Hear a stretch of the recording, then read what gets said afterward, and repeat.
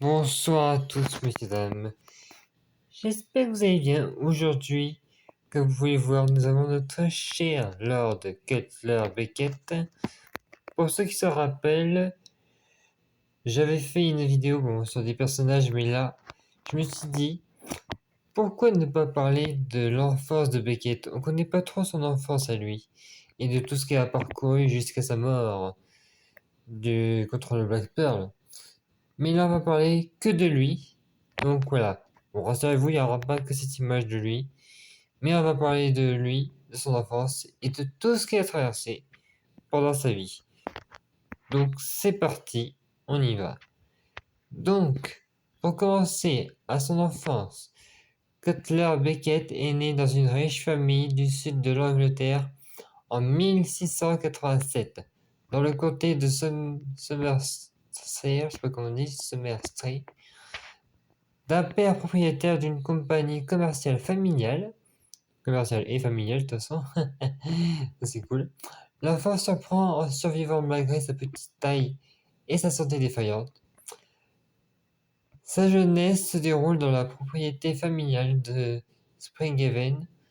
Dès son plus jeune âge, il manifeste un goût prononcé pour les livres et le savoir. Donc c'est déjà une bonne chose pour son enfance. À la différence de ses frères, Jonathan Jr. et Bartholomé, il s'assure d'une aptitude satisfaisante des mathématiques pour compter et d'une maîtrise suffisante des lettres pour écrire. Beckett bénéficie à l'évidence de qualités pour des domaines nombreux comme l'histoire, la géographie, la lecture de classiques en grec ou en latin. À l'âge de 8 ans, donc c'est déjà très jeune pour lui, Beckett s'avère être un meilleur élève que ses camarades. Tout fils de nobles locaux, un incident violent au cours duquel il est battu physiquement par cela conduit son enseignant. Auguste MacFarlane a lui administré des leçons privées. Il lui offre notamment un livre intitulé en vieil anglais Ma vie parmi les pirates, écrit par un homme considéré lui-même comme tel, le capitaine Giward, pour développer l'imagination déjà foisonnante de l'élève. Les nombreux récits en haute mer dont il recèle éveillent l'appétit de Beckett pour les trésors et les phénomènes surnaturels. Donc c'est pas comme les pirates, qui eux sont fascinés que pour les trésors. L'une d'elles qui le marque concerne la légende de Zerezura, la ville brillante de l'île de Karma, dont on avait parlé dans la vidéo de Jack Sparrow, disséminée par un brouillard magique et habitée par les descendants de Kusites qui ont quitté l'Égypte et le royaume de Kush des milliers d'années plus tôt. Donc pour ceux qui n'ont pas vu la vidéo de Jack Sparrow, pour la l'île de Karma et tout ça, je vous conseille d'aller la voir pour ceux qui l'ont pas vu. Comme ça vous comprendrez un peu plus ce que c'est, en quoi consiste l'île de Karma et ce que consiste Jack Sparrow. Bref, les leçons privées sont particulièrement affectionnées par Beckett. Pourtant, il ne parvient pas à gagner l'estime de son père, qui, comme ses deux frères, l'observe comme une bouche non désirée à nourrir. Il se persuade alors d'obtenir un titre comme ceux d'admiral ou de général, chose qu'aucun Beckett n'a encore jamais eue, afin d'obtenir son respect à l'inverse de sa mère malade et de sa sœur Jeanne. Voilà, donc si vous vous demandez comment elle s'appelait sa sœur, elle s'appelle Jeanne. On passe maintenant à son départ du foyer familial. À ses 18 ans, il acquit une large savoir et étudié les travaux d'Isaac Newton, lui permettant d'envisager de devenir professeur. Donc c'est déjà bien, plus que pirate. Il peut raisonnablement viser les universités d'Oxford et de Cambridge. Donc ça existe encore de nos jours, je pense, Cambridge. Auparavant, il souhaiterait voir le monde. Un jour, son père Jonathan Senior lui demande quel projet il nourrit pour son futur. Donc c'est quand même bien. Sachant qu'il a une tête pour les affaires, il répond qu'il aimerait entrer dans l'entreprise familiale comme ses frères. Ce qui va pas se passer comme prévu d'ailleurs. Mais son père lui apprend qu'il lui a trouvé presbytère pour qu'il devienne ecclésiastique, excusez-moi, j'ai du mal à dire ce mot. Beckett s'y refuse, sachant mauvais religieux et non-croyant, et entre dans un accès de rage quand son père lui rétorque que sa mère malade et pour dernière volonté son entrée dans les ordres. Il accuse alors son père d'empoisonner sa mère à la variole pendant qu'il passe ses nuits avec des douzaines de prostituées. Oula, un peu... un peu violent son père quand même. Après lui avoir avoué sa haine pour lui, il décide le même jour de quitter le domicile familial.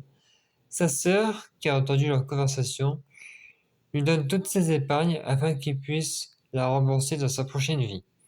Et vous allez voir que ça va pas se passer comme prévu pour sa prochaine vie. On passe maintenant à sa carrière dans la compagnie, et à la compagnie des Indes bien sûr. Le jeune Cutler Beckett débarque à Londres après avoir quitté le foyer familial et trouve un emploi dans la compagnie des Indes orientales, comme je viens de vous le dire dans le titre. Dans le bureau londonien de l'organisation, il se fait apprécier de ses supérieurs par ses aptitudes. Il accepte une mission pour Gibraltar, pouvant espérer voir le monde, et embarque à bord d'un navire marchand, le Lindisfarne. L'expérience qui va suivre va cependant laisser une marque indélébile dans l'esprit de Cutler Beckett. Le navire est abordé par des pirates français près des côtes espagnoles. Le capitaine Christophe Julien de Rapierre autorise son équipage à jouer avec le plus jeune, donc Cutler Beckett. Après qu'il ait involontairement provoqué en manquant ses habits démodés, il est torturé des jours durant avant de devoir, comme le reste des prisonniers, nettoyer le navire, le requin. Un super un super navire, le requin. Moi, j'ai pas trouvé d'image, mais si jamais je vous le trouve, je mettrai le requin comme navire sur Instagram si j'arrive à le trouver. Si vous le désirez aussi. Pour éviter le fouet en attendant qu'une rançon soit payée, son père s'y refusant toujours, marqué par leur dispute, c'est un supérieur de la Compagnie des Indes, Lord Penalow, qui s'en charge. Libéré, Cutler Beckett n'en garde pas moins une haine tenace des pirates qui ne le quittera plus. Et on passe au directeur des affaires africaines, mais là c'est toujours la même image. Après 3 ans passés au Japon, Beckett est envoyé à Calabar en Afrique occidentale, où il devient le directeur de la section ouest africaine de la Compagnie des Indes. Sur place, il embauche Ian Mercer, un espion professionnel habitué du crime, pour remplacer le défunt Gate, tué en mission au Japon. Dès son arrivée à Port-Royal, il reçoit une lettre de sa cousine Suzanne, l'informant du décès de sa sœur. Mais insensible comme il est, la nouvelle ne suscite guère d'émotion chez lui. Ses nouvelles priorités sont son emploi et sa promotion, maintenant qu'il a acquis la richesse et le pouvoir, afin de pouvoir revenir brièvement à Somersetshire, je sais pas encore comment on dit, se venger de son père. Donc il a quand même une haine envers son père. On passe maintenant à son arrivée dans les Caraïbes. On retourne sur cette image. À son arrivée dans les Caraïbes, Beckett découvre qu'il n'est pas le seul à vouloir contrôler le Nouveau Monde. L'équipage maudit de Jolly Rogers s'attaque à tous les navires, qu'ils soient pirates ou britanniques, ainsi qu'aux îles. Pour ne pas avoir à se battre sur 2 fronts en même temps, il conclut un pacte avec Rogers, car tous deux ont un but commun, débarrasser le monde de Jack Sparrow. Pourtant, en apprenant l'histoire des armes perdues, magique du conquistador espagnol Al Patron, disparu sur l'île mystérieuse de la baie des Corbeaux, il double Rogers et envoie la garde noire à la recherche des armes. Les 2 camps arrivent à la baie et s'affrontent dans une sanglante bataille qui ruine l'endroit où le déportage des armes. Il ne faut pas longtemps à Beckett pour s'adapter aux nécessités de sa nouvelle position et pour intégrer la communauté européenne de Calabar. Rapidement, il s'investit dans une entreprise de concubines blanches pour quelques hommes riches et puissants de la ville. Il accepte également de rendre des services gratuitement à ces hommes, sachant qu'un tel dévouement envers de telles personnes peut s'avérer utile par bien des moyens. Quelques mois après son arrivée, il reçoit la visite de son supérieur immédiat, Lord Penalow, qui reste une dizaine de jours à Calabar en qualité d'invité personnel de Beckett.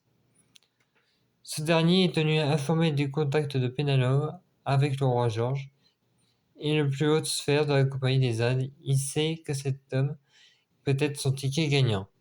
Donc quand même, une jolie rançon pour le roi. On part maintenant sur sa description physique. Vous allez vous connaître un peu plus, voir comment il est. Donc Lord Beckett est constamment vu portant une perruque blanche sur sa tête. Il est richement vêtu et porte des habits de la haute société britannique de l'époque. Il est vu portant des habits brodés différents au cours du temps, mais il s'agit toujours d'une veste longue, des bottes en cuir et d'un col blanc. Ces vestes sont simultanément marron, verte ou rouge. Cette coloration contraste avec le manteau noir qu'il porte pendant la bataille finale, assorti à son pantalon et ses bottes, et son tricorne, seulement différencié par la veste vert émeraude qu'il porte en dessous. À son arrivée à Port-Royal, il est recouvert d'une cape pour se protéger de la pluie.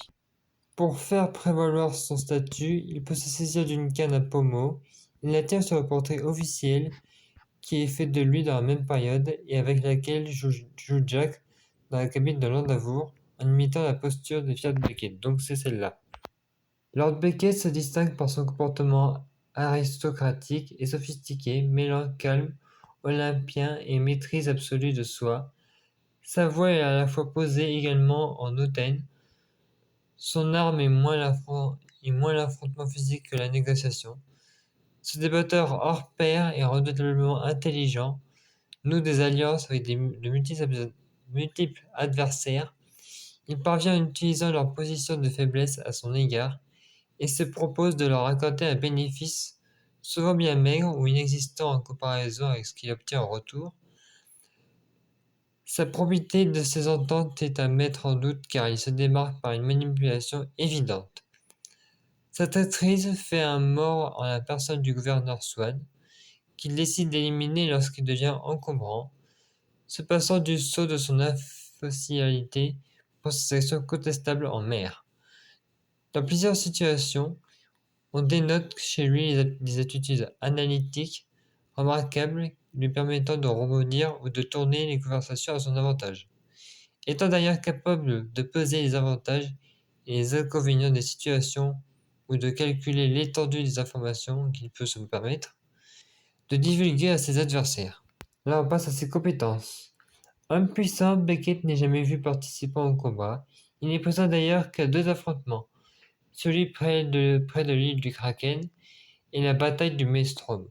Il semble néanmoins être un escrimeur qualifié, comme en atteste son rang et son maniement de l'épée de James Norrington dans son bureau à Port-Royal. Donc c'est l'image que j'ai là.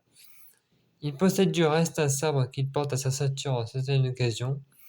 Il cache aussi un petit pistolet dans sa veste qui ne sort toutefois qu'à une reprise, lorsqu'il s'apprête à abattre Jack et dont il ne fait finalement aucun usage. À noter qu'il est l'un des rares personnages à n'être jamais blessé car il est rarement exposé. Il n'est pas non plus homme à se charger de la besogne, préférant laisser les tâches les plus sales et les plus ingrates à son fidèle Mercer, un clerc qui lui est dévoué corps et âme et qui semble être la seule personne bénéficiant de sa confiance. Sur ce les amis, c'est la fin de la vidéo sur Beckett et je vous laisse avec une musique où on voit sa mort face au Black Pearl. Bon visionnage sur cette scène finale de la vidéo de Lord Beckett.